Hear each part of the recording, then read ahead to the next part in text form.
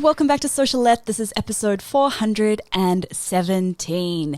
How do I come up with topics for my digital courses? And I'm actually going to talk more generally about how I come up with topics for my digital products, because I kind of approach it in a backwards way to how a lot of other people would.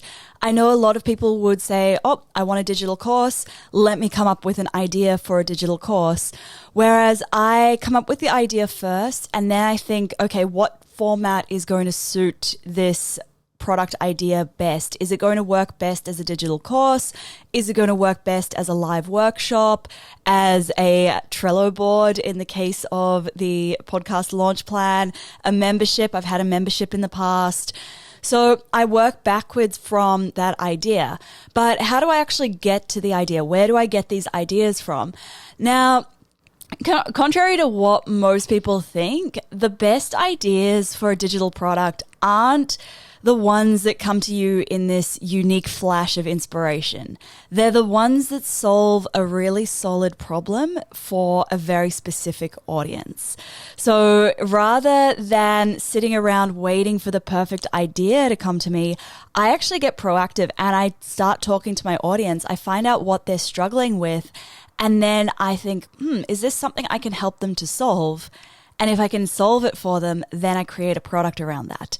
So every year, for example, I send out a survey to my audience, just the people on my email list. And I think last year I got like 500 responses, which was wild.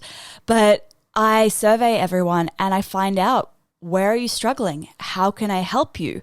One of the big things that came back in the last survey I did was that people were holding off on launching their digital products because they were worried that they didn't have a big enough audience yet. So I knew at the back of my mind, oh, there's a problem there. My audience thinks that they don't have a big enough audience to launch anything yet. Have I grown my audience? Yes. Is this something I could teach them how to do? Absolutely. And that's where the idea for my most recent workshop was born. Same with the launching a podcast, the podcast launch plan. I had a lot of people, a lot of friends especially, coming to me asking me how I launched my podcast because they wanted to launch one as well. So that told me, okay, there's a problem. They don't know how to launch a podcast. Perhaps they are finding that the programs out there are too complicated or too overwhelming. So I thought, let me just put together the step-by-step process of how to create a podcast so that I don't have to teach people individually how to do that. So notice how both of these came from a problem that people had or a question that they were asking me. And it was really easy for me to turn those into a product. Now, I'm not the only person teaching how to launch a podcast. I'm definitely not the only person teaching you how to grow your audience. So it doesn't have to be this unique idea. I just put my own unique spin on it.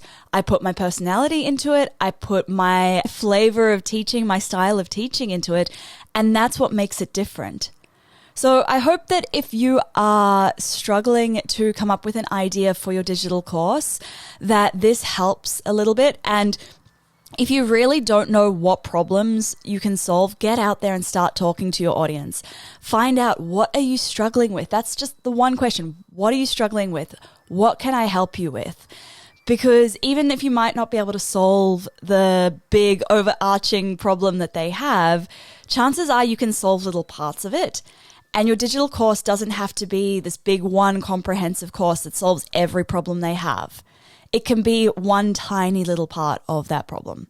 All right, that's it for today's episode. If you know anyone who would benefit from this podcast, I'd really appreciate it if you could tell them about it. It's how I can help more people. Thank you so much for listening, and I will catch you next time.